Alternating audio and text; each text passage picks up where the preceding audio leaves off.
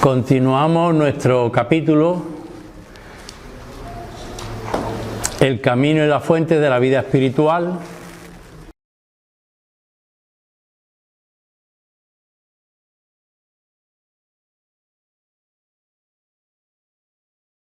Y lo primero que ver que la Iglesia Católica tiene una riqueza espiritual, bueno, inabarcable, porque lo que han escrito los santos es de una riqueza, y los místicos, y eso es de una riqueza inabarcable. Coges a un místico y siempre es una fuente de sabiduría, porque todo el que vive en Dios tiene una fuente de sabiduría. Después del Vaticano II se ha experimentado el deseo de volver a las fuentes para recobrar la fuerza que se echaba de menos en la fe. O sea, de una iglesia más viva, más pujante, con más impulso, con más fuerza, con más ardor, ¿no?, en el amor de Dios, y que se notara más el impulso de la acción del Espíritu Santo. Y para eso pues se ha ido siempre, se va a los santos padres, a la Biblia, pero después hay toda una riqueza dando una respuesta a las necesidades que hay en la sociedad, brotan las órdenes religiosas, ¿no?, dando respuestas. Hay muchos enfermos, hay una epidemia, hay esto, y entonces brota una orden religiosa, porque una persona iluminada por Dios empieza un camino de socorrer al que sufre. Y entonces, pues las órdenes religiosas han favorecido el estudio de la espiritualidad de sus fundadores, y se ha ido recogiendo la enseñanza. Muchos de estos fundadores pues han sido canonizados, ¿no?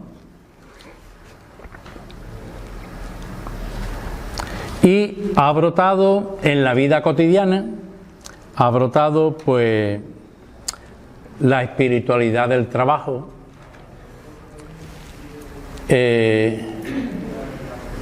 Sabéis que en la obra, en el Opus Dei, es la santificación a través del trabajo, Pero después hay quien la espiritualidad de la familia, la espiritualidad, va brotando la espiritualidad de una comunidad cristiana. O sea, van brotando, o sea, de las parroquias, va brotando esa espiritualidad, según los lugares donde se vive la vida, pues el cristiano va impregnando el Espíritu de Dios, ¿no? El Espíritu de Dios. Habría hasta una espiritualidad política, de los políticos. O sea, ¿cuál sería la espiritualidad cristiana de la política, no? Y por eso ha habido hasta partidos políticos democracia cristiana o cosas así, ¿no?, que brotaron partidos así, que querían dar una respuesta a las necesidades. O sea, ¿por qué? Porque la vida cristiana tiene que ser como fermento en la masa y necesita dar una respuesta, pero una respuesta según el Espíritu. Si no se quiere caer en la superficialidad de la vida, hay que vivir desde dentro para afuera. Una cosa importante es cuántas veces uno ha pensado: yo sería feliz si los demás hicieran lo que a mí me gusta. Si la gente estuviera pendiente de mí, yo sería feliz. Si se preocuparan de mí, yo sería feliz. Y uno descubre que la felicidad viene del encuentro con Dios, en el amor de Dios, respirando el aire puro de Dios, pero en Dios. Y desde ahí, no que los demás, ni mi marido, ni mi mujer, me agrade, en lo que esto, sino que yo haga la voluntad de Dios y desde ahí la felicidad va a brotar de la felicidad que yo tengo en Dios, hacia los demás, sin esperar nada. O sea, sin esperar nada. Fijaros que pues Judas tendría mucha intimidad con Jesús, uno de los apóstoles, sin embargo le traiciona. Pero Jesús hizo lo que tenía que hacer y enseñar lo que tenía que enseñar. Estuviera Judas o cualquiera de otros de los apóstoles en contra de lo que él pensaba y veía que él tenía que comunicar y transmitir, ¿no? Entonces, la espiritualidad, la vida cristiana es una vida de dentro hacia afuera, no de fuera para adentro. No es que yo beba de lo que yo vea afuera y eso es de lo que yo me alimento. No, yo me alimento desde la Santísima Trinidad que habita en mí, a través de los sacramentos viene la santificación de la persona, somos habitados por el que todo es santo y desde ahí yo vivo hacia los demás, siendo fermento en la masa, siendo luz del mundo y sal de la tierra. Hoy se nos coloca como reto recomenzar por lo esencial. Siempre, esto es un análisis que hay que hacerlo siempre, o sea, me preocupo de las cosas que son secundarias, que no me llevan a nada, que no, o pongo a Cristo en el centro de mi vida. O es que Cristo es secundario, o es que cuando tengo problemas Cristo se pone en segundo o tercer lugar, ¿no? ¿Dónde está Cristo, que es la luz del mundo? ¿Dónde está en mi vida? Ilumina mi vida, o sea, ¿qué es lo esencial de mi vida? Para un cristiano es Cristo, lo esencial de la vida es Cristo, y después viene todo lo demás. Pero la intimidad con Cristo es lo esencial de la vida cristiana. Y es importante ir a lo esencial para también mostrar a los demás lo que es lo esencial. Nosotros somos distintos. Se tiene que notar el que es cristiano del que no es cristiano. En todo. Yo diría que hasta en la forma de barrer. En la forma de tomarse un café con los amigos.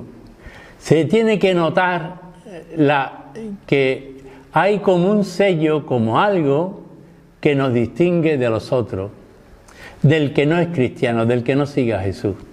Y la tarea nuestra pues es llevar a los demás a la verdadera fuente de la vida, que nosotros la hemos descubierto en Cristo. Después, para mí, Cristo me revela la Santísima Trinidad y con María esa es mi fuente y es el manantial, ¿no?, donde bebo.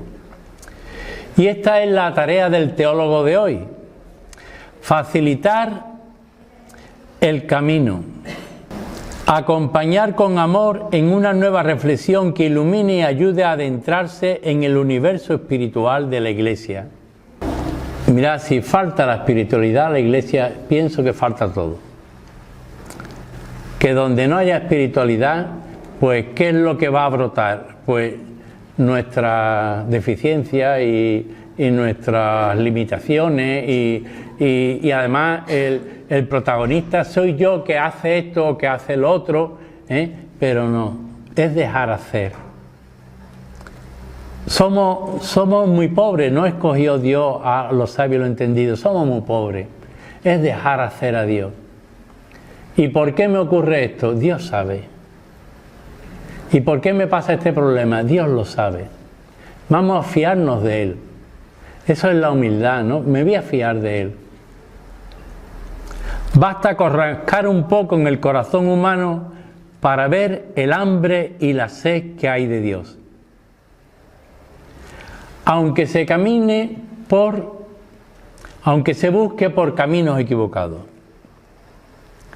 Evangelizar y mostrar el camino de la salvación es la misión de la Iglesia. Una iglesia que que no condena a nadie, sino que salva. El que no tenga pecado, que tire la primera piedra. O sea, el Hijo del Hombre no ha venido a condenar, sino a salvar. Entonces, en mi vida yo lo que tengo es que salvar, que tender la mano. La salvación, la Iglesia como sacramento universal de salvación. Y el sentido universal para todos los pueblos, para todas las personas, para todas las familias. La salvación es para todos. Dios quiere la salvación para todos. Y ese tiene que ser un anhelo del corazón nuestro. Y doler lo que vemos que no es salvación, sino que es condena, es muerte, todo lo que lleva a un mundo infeliz, ¿no? Y un mundo violento, etcétera, etcétera. Así que la tarea de todo cristiano es ser luz del mundo y sal de la tierra. Esto lo he repetido muchas veces en mi comunidad. Jesús no nos dice, tenéis que ser luz del mundo. Sino, fijaros, vosotros sois la luz del mundo. ¡Qué maravilla! Es que piensa, en todo momento, yo soy la luz del mundo, porque así me lo ha dicho Jesús. Dice Jesús, yo soy la luz del mundo. Después le dice a los discípulos, le dice, vosotros sois la luz del mundo, sois, no tenéis que ser. Entonces no es lo mismo vivir desde la luz que vivir desde la oscuridad.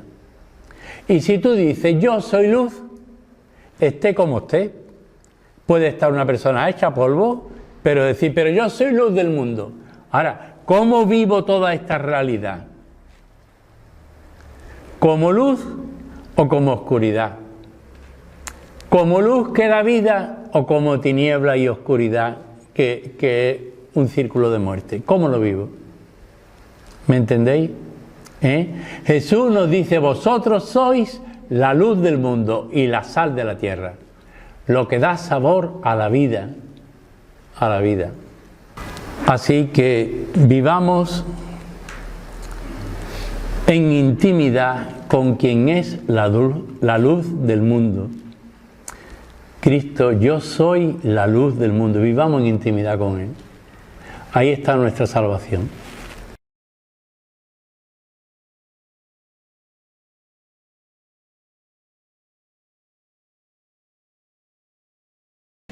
Entramos ahora en otro punto que es la aclaración de términos para comenzar, ¿no?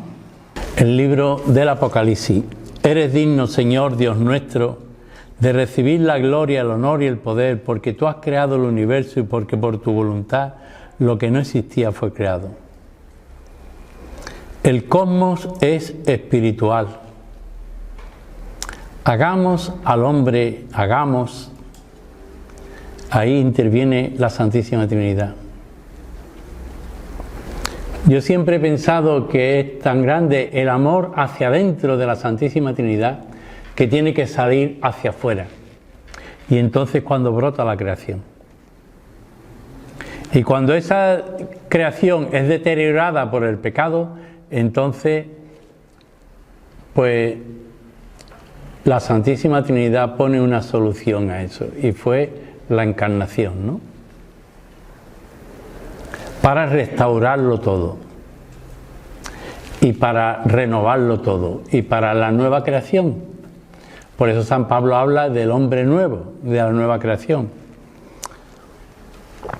Los hombres son espirituales por la participación del Espíritu, no por la privación y eliminación de la carne. La gran contribución de Ireneo contra los gnósticos ha sido la eliminación del concepto espiritual por naturaleza como inmaterial. Como decir, lo carnal es malo y lo espiritual es lo bueno. Vamos a ser espirituales. No es eso. Es la transformación de lo carnal a hacerlo espiritual. Hablar de lo espiritual como lo inmaterial lleva a una comprensión parcial o errónea de lo que es verdaderamente espiritual, pues entender lo espiritual como inmaterial significa excluir de la dimensión espiritual todo el mundo material, físico y corpóreo. Y es que la dimensión espiritual toca todo. Y toca también a nuestro ser. Claro, una cosa es ser una persona carnal que vive moviéndose por lo que se le apetece y eso sin ninguna orientación, ¿no? Sin ninguna orientación. Y otra cosa es movido por el espíritu, donde se va espiritualizando todo, haciendo más espiritual todo. Para llegar a decir San Pablo que somos ciudadanos del cielo, todo está cristificado, también la materia. Eso es muy bonito verlo en los iconos, cuando Cristo resucita, cómo la luz del resucitado toca a las montañas, toca a los árboles, toca a los discípulos, a todos, ¿no? A todos. Le tiene un rayo, un destello, ¿no? De la luz del resucitado.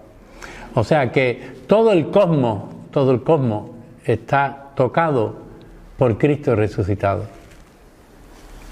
Lo material no se opone a lo espiritual, sino que forma un uno inseparable, puesto que todo procede de Dios y se encamina hacia Él. Venimos de Dios y vamos hacia Dios. Venimos de Dios, se nos ha dado la vida y ahora, claro, lo que sí es maravilloso es que somos personas de fe, es un don y un regalo muy grande, es un regalo muy grande. No para decir, sino para vivirlo, ¿no? Vivir todo desde la fe, desde la luz de la fe. San Pablo va a decir ojos iluminados del corazón, ¿veis? La luz que viene del interior del corazón. Ojos iluminados del corazón, una mirada de fe sobre el mundo, sobre todo, pero con la luz de Cristo. Ojos iluminados del corazón. Es que es importante.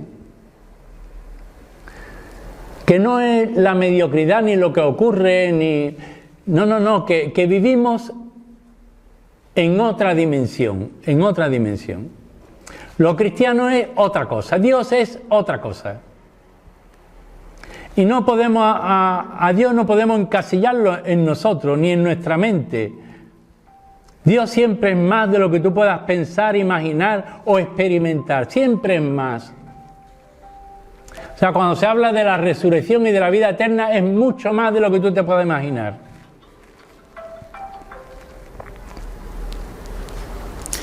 Si Cristo quiso encarnarse y vivir sujeto a las leyes físicas y biológicas, ¿quiénes somos nosotros para rechazar esto? O sea, es decir, yo tengo que amar mi cuerpo y cuidar mi cuerpo. Tenemos los médicos y tenemos a Dios, y después cada uno. Yo puedo maltratar mi cuerpo o cuidarlo. Y yo puedo evangelizar mi cuerpo. Y yo puedo evangelizar cada sentido de los que tengo. De la vista, del tacto, el olfato, el gusto, todo puedo evangelizarlo, todo. ¿O no? Entonces, si cada vez Él va resplandeciendo más en mí, yo podré ser resplandor de Dios por los ambientes donde me mueva. Todo está cristificado hasta la materia. Juan 1:3. Por medio de Él se hizo todo, y sin Él no se hizo nada de cuanto se ha hecho. Con Él se hizo todo, dice San Juan.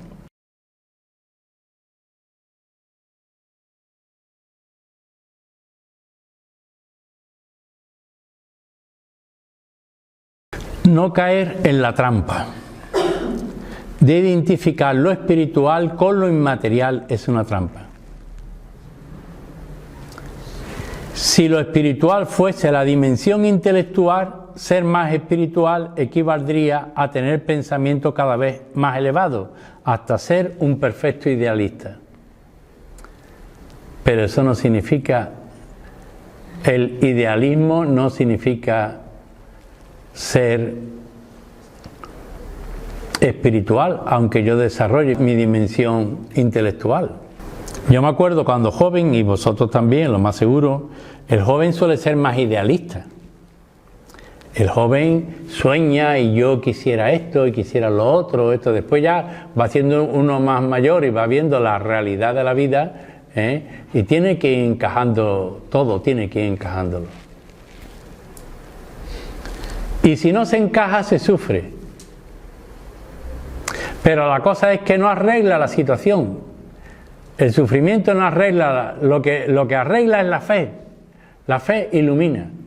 Y una misma situación, esta persona lo vive desde la fe y esta lo vive sin fe. El que lo vive con fe, pues lo vive de otra manera. Con más paz, con más armonía, con más confianza en Dios, se fía de Dios, se deja llevar por Dios. Pero el que no, pues sufre, y es dolor y sufrimiento. Pero nada, porque no resuelve nada. O sea, no es que, es verdad que algunas veces Dios hace milagros, es verdad. Pero lo normal es que la fe nos sirva para vivir y para iluminar.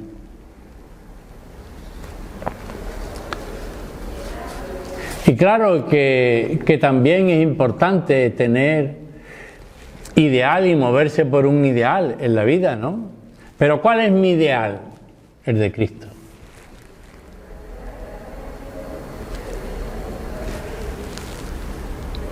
Abrazar a Dios Padre. Amar a Dios como hijo de Dios. Ser dócil al Espíritu. Y siempre discípulo de Jesús. Y apóstol y enviado por Jesús. Siempre. Si lo espiritual fuese la voluntad que se esfuerza en aplicar esos hermosos pensamientos, se caería en el voluntarismo. Esto no es, yo voy a ser cristiano y yo ahora voy a rezar más, me voy a confesar más frecuentemente, voy a ser más generoso, voy a compartir más. Esto no es eso. Todo lo que no sea movido por el Espíritu no vale. Y todo lo que no esté hecho desde el amor no vale. Si no tiene amor, de nada te sirve. Eres como unos platillos que aturden, que hacen daño. Y el reino de Dios no es hacer daño. El reino de Dios es armonía, es paz, es equilibrio. Es bondad. Santa Teresa, al hablar o sea, no es un esfuerzo de la voluntad, va a decir que la santidad es adecuación de nuestra voluntad a la voluntad divina, a la voluntad de Dios, ¿no? Entonces, la espiritualidad es eso. El que quiera seguirme, niéguese a sí mismo. Me tengo que olvidar de mí, de lo que yo quiero, de lo que yo deseo, de lo que... Y lo que tú quieras, Señor, y como tú quieres, por donde tú quieras. Aunque no comprenda nada, aunque no entienda nada. Lo que tú quieras. O sea, esto no es un esfuerzo de la voluntad solamente, es la voluntad movido por la acción del Espíritu. Todo lo que hagas que sea movido por la acción del Espíritu. Voy a misa porque es que tengo que ir a misa, que hoy es domingo, el día del Señor, tengo que ir a misa. Si te falta amor, de nada te sirve.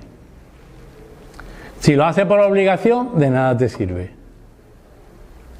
Tú pon amor y sales renovado, porque Dios se desborda en cada Eucaristía con su amor para que tú salgas amando. Cuando esto no ocurre así, pues entonces uno puede estar calentando el banco, pero no le sirve de nada. Entonces lo que es sacramento ya lo he paganizado. No es sagrado. Para mí es una cosa más de la vida.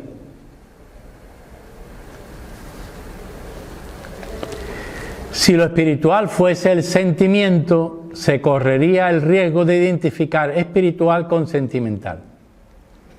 Es verdad que, por ejemplo, al principio, yo recuerdo cuando yo fui impactado, bueno, ya lo que yo buscaba lo encontré en una comunidad, encontré la oración y el silencio y el canto repetitivo, y digo, esto es lo que yo buscaba, pero no lo encontraba en la iglesia.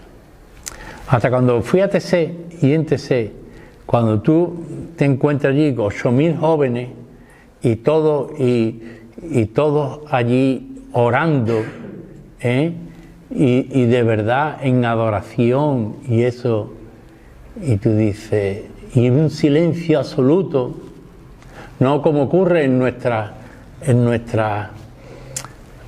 celebraciones, que siempre es un ruido, el hablar, se pierde lo sagrado. Es como si te metes en una cafetería, vamos a tomarnos esto, venga, va, y el otro hablando, y el otro hablando, y el otro hablando, y el otro hablando, y habla este, y habla el otro, y se le pregunta, y entonces se va, lo que es sagrado lo vamos haciendo como si fuera una cafetería, o mira, y a veces es una plaza de toros, ¿no? Que sobre eso va a hablar el Papa en su carta apostólica, la liturgia para el pueblo de Dios, entonces, y el cuidar el silencio. Es que el silencio y el silencio interior hay que cuidarlo, porque hay que decir, no, ahora estoy con el Señor, ahora estoy con el Señor, ni esto, ni lo otro, ni lo otro, ni lo otro, ahora estoy con Él. Es todo calla, solo habla Él. Él es el importante en mi oración, no yo. No lo que yo quiero, lo que yo deseo, Él lo sabe. Yo se lo digo y me desahogo en Él, pero después yo callo y le escucho. Y cuando me siento amado en Él, entonces cuando todo se renueva. Cuando experimento la paz y el alivio del corazón, entonces todo se renueva. Entonces uno puede decir, uy, qué oración más bonita que esto, ¿no? Y te toca, es lo mismo que la Semana Santa, ¿no? Los pasos, la gente emocionada, la banda de música, qué bonita la Virgen, qué bonito es esto, pero después eso, es que esto no es cuestión de sentimiento solo. Es cuestión, la fe sin obra es fe muerta. Eso te puede llevar a como un comienzo de la fe, como un animar la fe, pero después la fe tiene que aterrizar en la vida. La fe sin obra es fe muerta.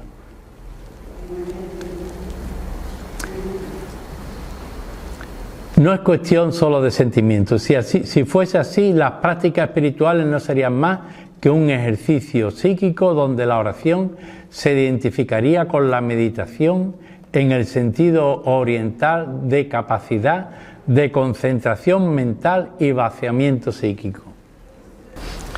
Hay el que absolutiza el silencio, hay el que la postura absolutiza una postura para orar y se queda ahí. Y aquí, sentado y de esta forma, o de rodillas y de esta forma, estoy bien, y aquí, pero ¿qué ocurre? Es que no es quedarme ahí, es entrar en otra dimensión. Lo más importante es lo que viene de Él hacia mí. No lo que yo doy, sino lo que Él me da. Claro, para eso hace falta un corazón abierto, pero abierto con las puertas abiertas hacia Él, que lo llena todo, que lo colma todo. ¿Qué ha ocurrido con la persona que, agobiada por el ritmo agobiante de la vida donde no se para, o ha tratado de recuperar un equilibrio interior, pero sin tener que cambiar nada en la propia vida, siendo así la vida espiritual como búsqueda de momento de un simple tranquilizante o bienestar interior. Pero eso no es la oración cristiana. Eso sería prepararte para después entrar. La relajación, el silenciamiento, todo es para luego entrar en lo que no se conoce, porque Dios siempre es nuevo, siempre está por descubrir. Si ser espiritual implicase la renuncia de la carne, estaríamos renunciando, rechazando a la voluntad de Dios de crearnos con carne y espíritu, incluso a su propia naturaleza, pues Dios mismo se hizo carne. Nosotros somos carne, hueso, nervios, neuronas.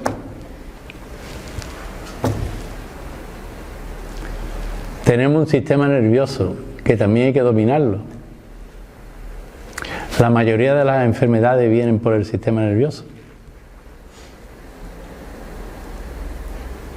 O sea, aprender en este enjambre de tantas cosas, de todo, en buscar la paz, la serenidad, el silenciar para poder acoger lo divino. Así que la vida espiritual es entrar en la dimensión de la profundidad, la dimensión de lo divino, más allá de todo.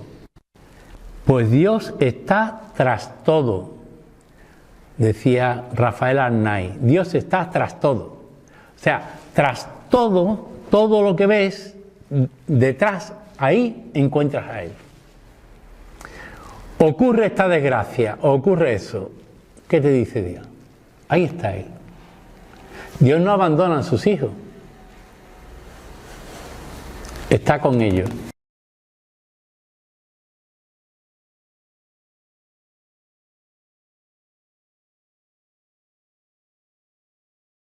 La oración cristiana: cerca está el Señor de los que lo invocan sinceramente. Salmo 145, 18. Cerca está el Señor de los que lo invocan sinceramente. Por eso es tan importante la limpieza de corazón.